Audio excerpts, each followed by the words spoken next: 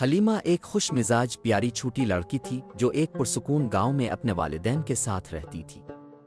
اس کی سب سے اچھی دوست ایک خوبصورت طوطا تھا جس کا نام منتوہو تھا۔ منتوہو صرف ایک پالتو پرندہ نہیں تھا بلکہ وہ خاندان کی طرح تھا۔ وہ حلیمہ کا نام بول سکتا تھا، اس کے ساتھ ہنستا تھا، اور جب حلیمہ گاتی تھی تو وہ بھی گانے لگتا تھا۔ ہر صبح حلیمہ جلدی سے منتوہو کے پنجرے کے پاس جاتی، دروازہ کھولتی اور اسے اپنے کندھے پر بٹھا کر باغ میں گھومنے لے جاتی۔ ایک دوپہر حلیمہ نے دیکھا کہ منتوہو پہلے کی طرح کھیل نہیں رہا تھا۔ وہ خاموشی سے پنجرے میں بیٹھا تھا، اس کی آنکھیں بند تھیں اور پر پھولے ہوئے تھے۔ حلیمہ نے اسے بلانے کی کوشش کی اور اس کا پسندیدہ آم کھانے کے لیے پیش کیا، مگر وہ جواب نہیں دیا۔ حلیمہ پریشان ہو گئی اور منتوہو کو نرم ہاتھوں سے اٹھایا۔ منتوہو کمزور نظر آ رہا تھا۔ اس کے والدین نے کہا کہ شاید وہ تھوڑی سی بیماری میں ہے اور آرام کرنا چاہیے، مگر دن گزر گئے اور منتوہو ٹھیک نہیں ہوا۔ حلیمہ کا دل ٹوٹ گیا۔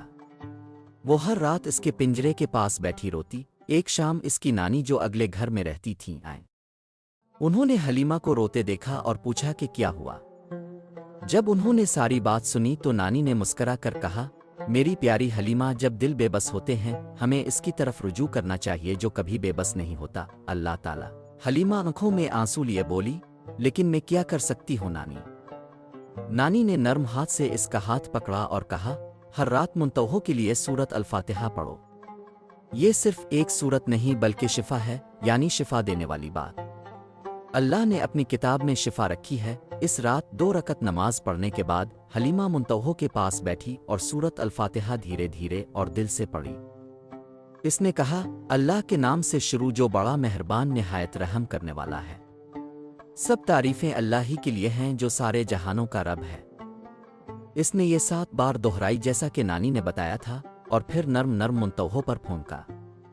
پھر اس نے ایک چھوٹا وظیفہ پڑھا، آشافی کافی، اے شفا دینے والے، اے کافی کرنے والے۔ وہ دل سے دعا کرتی کہ اللہ میرے پیارے طوطے منتوہو کو شفا دے۔ وہ 3 راتیں ایسا کرتی رہی۔ چوتھی صبح اس نے ہلکی سی چہچہاہٹ سنی۔ اس کی آنکھیں کھل گئیں۔ وہ دوڑی گئی منتوہو کے پنجرے کے پاس، اور وہ وہاں تھا، چھلانگیں لگا رہا تھا، چہچہا رہا تھا اور اپنے کھانے کو کھا رہا تھا۔ حلیمہ کا چہرہ خوشی سے روشن ہو گیا۔ منتوہو، وہ رو پڑی، خوشی کے آنسو اس کے گالوں پر بارہ رہے تھے۔ منتوہو اپنے پر پھیلا کر اس کے کندھے پر بیٹھ گیا۔ حلیمہ، حلیمہ، وہ اس کا نام بولنے لگا، بالکل پہلے کی طرح۔ حلیمہ ہنس پڑی اور اسے پیار سے گلے لگا کر کہا، شکریہ اللہ، بہت شکریہ۔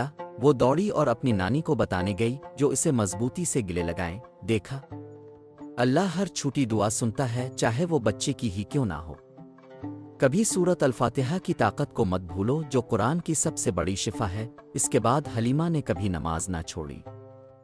جب بھی کوئی بیمار ہوتا پریشان، وہ سورت الفاتحہ پڑھتی۔ اس کے دوست اور پڑوسی اسے چھوٹی شفا دینے والی وہ کہنے لگے، اور وہ ہمیشہ کہتی، یہ میں نہیں کرتی، یہ اللہ کے الفاظ ہیں جو شفا دیتے ہیں۔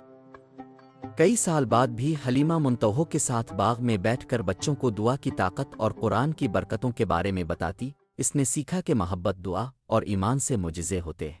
جب ہم بے بس ہوتے ہیں، اللہ کے الفاظ ہمیں طاقت اور شفا دیتے ہیں۔ سورت الفاتحہ ایمان کے ساتھ پڑھنے سے وہ شفا ملتی ہے جو دیکٹروں سے بھی نہیں ملتی۔